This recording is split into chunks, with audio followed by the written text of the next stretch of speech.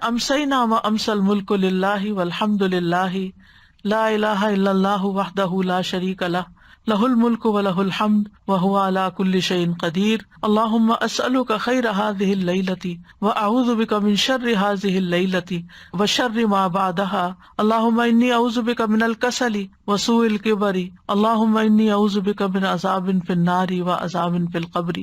ہم نے شام کی اور اللہ کے ملک نے شام کی، ہم نے شام کی یعنی شام ہو گئی ہم پر، اور اللہ کی ساری مخلوق جو ہے اس پہ بھی شام ہوگی، یعنی جو ہمارے آس پاس نظر آتی ہے وہ مراد ہے۔ اور ساری تعریفیں اس اللہ کے لیے ہیں جس کے سوا کوئی معبود نہیں، وہ اکیلا ہے، اس کا کوئی شریک نہیں، اسی کے لیے بادشاہت ہے اور اسی کے لیے تعریف ہے، اور وہ ہر چیز پر قدرت رکھنے والا ہے۔ اے اللہ، میں تجھ سے اس رات کی بھلائی کا سوال کرتا ہوں اور اس رات کے شر اور اس کے بعد کے شر سے تیری پناہ مانگتا ہوں۔ اے اللہ، میں تجھ سے سستی، بڑھاپے کی برائی سے پناہ مانگتا ہوں۔ اے اللہ، میں تجھ سے آگ میں عذاب اور قبر میں عذاب سے پناہ چاہتا ہوں۔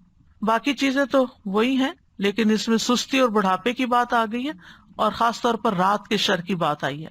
یہ شام کو پڑھیں گے، صبح پڑھنا ہوگا تو اصبحنا کہیں گے اسی میں۔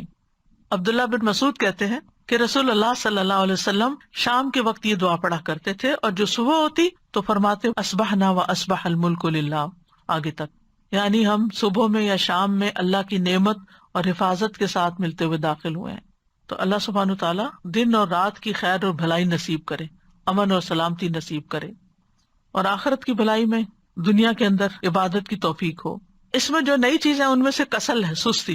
سستی کا مطلب ہے طاقت ہونے کے باوجود نفس کا نیک کام کی طرف نہ اٹھنا، یعنی کر سکتے ہیں، ساری فیسلٹیز موجود ہیں، لیکن ہم کرتے نہیں، سستی کی وجہ سے۔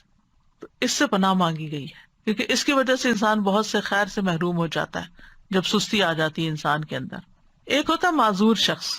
معذور کیا؟ مثلا سن نہیں سکتا، بول نہیں سکتا، دیکھ نہیں سکتا، چل نہیں سکتا، گاڑی نہیں ہے، کہیں جا نہیں سکتا، کسی کی کوئی خدمت نہیں کر سکتا، کسی خیر کے کام میں، کسی علم کی مجلس میں شریک نہیں ہو سکتا، ہینڈی کیپ ہے۔ لیکن ایک شخص ہے جس کو اس طرح کا کوئی بھی مسئلہ نہیں، پھر بھی وہ نہیں کرتا۔ تو یہ سستی ہمارے اپنی ہی دشمن ہے۔ اس سے پناہ مانگی گئی کہ اللہ اس سے بچا کے رکھ، تاکہ ہم خیر اور نیکی کے کاموں میں آگے بڑھتے رہیں۔ پھر سوء الکبر کی بات بھی ہے، بڑھاپا، سخت بڑھاپا، کیونکہ اس میں بھی انسان کی عقل چلی جاتی ہے، سوچ بچار میں خرابی ہو جاتی ہے، اور دیگر بہت سے امور یعنی دوسروں کے لیے تکلیف دہ ہو جاتے ہیں، کوالٹی آف لائف نہیں رہتی۔ اور پھر سارے عذابوں میں سے جہنم اور قبر کے عذاب کی یہاں بات کی، یہ دونوں انتہائی سخت عذاب ہیں۔ یعنی مرنے کے بعد جو پہلا عذاب ہے قبر کا وہ سخت ہے، اور آخرت میں جو سب سے بڑا عذاب ہے وہ جہنم کا ہے۔